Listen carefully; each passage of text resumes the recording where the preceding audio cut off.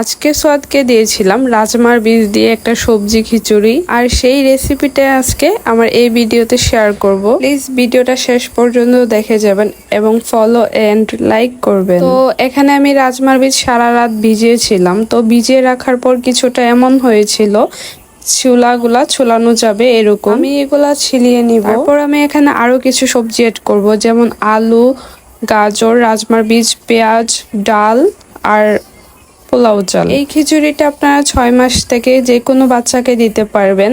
মাশাআল্লাহ, অনেক হেলদি একটা খাবার। তারপর আমি একটা পাতিলের মধ্যে কিছুটা পরিমাণে গাওয়া ঘি দিয়ে দিলাম। তারপর এতে কুচি করানো পেঁয়াজগুলা দিয়ে দিব। পেঁয়াজগুলা কিছুক্ষণ ব্রাউন করে ভেজে নিয়ে এতে পরিমাণ মতো একটুখানি পানি দিয়ে দিব। আর হ্যাঁ, বলতে ভুলে গেলাম, পানি দেওয়ার আগে আমি এখানে আদা আর রসুন বাটা অল্প পরিমাণে দিয়েছিলাম। তারপর আমি এখানে সামান্য হলুদ গুঁড়ো দিয়ে দিব।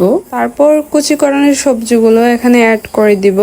সবজিগুলো কিছুক্ষণ কষিয়ে তারপর এখানে আমি চাল আর ডালগুলা দিয়ে দিব। তারপর সবগুলা কষিয়ে আমি এখানে পরিমাণ মতো পানি দিয়ে দিব। পানিটা একটু বেশি করেই দিব যেন সবগুলা ভালো করে সিদ্ধ হয়। পানি দেওয়া হয়ে গেলে আমি এখানে 10 থেকে 15 মিনিট সময় ধরে রান্না করে নিব, যতক্ষণ পর্যন্ত না খাবারটা নরম হচ্ছে এবং গলে যাচ্ছে। আর হ্যাঁ, বাচ্চাদের খাবার যখন বানাবেন তখন চুলার আঁচটা একদম লো হিটে রাখাই ভালো, কারণ বাচ্চাদের খাবার হাই হিটে বানাতে গেলে পুষ্টি গুণাগুণ নষ্ট হয়ে যায়। তাই সবসময় চেষ্টা করবেন বাচ্চাদের খাবার সবসময় লো হিটে আছে রান্না করার জন্য। আর হ্যাঁ, কথা বলতে বলতে আমার এটা হয়ে গেল। তারপর আমি একটা ডাল ঘুটনি দিয়ে এটা ঘুটে নিব, একদম সফট। আমার বাচ্চা দানাদার খাবার খেতে পারে না, তাই আমি এটা একদম ফ্রেশ করে ফেললাম। এই তো রেডি হয়ে গেল আজকের দুপুরে আমার ছেলের খাবার, সবজি খিচুড়ি।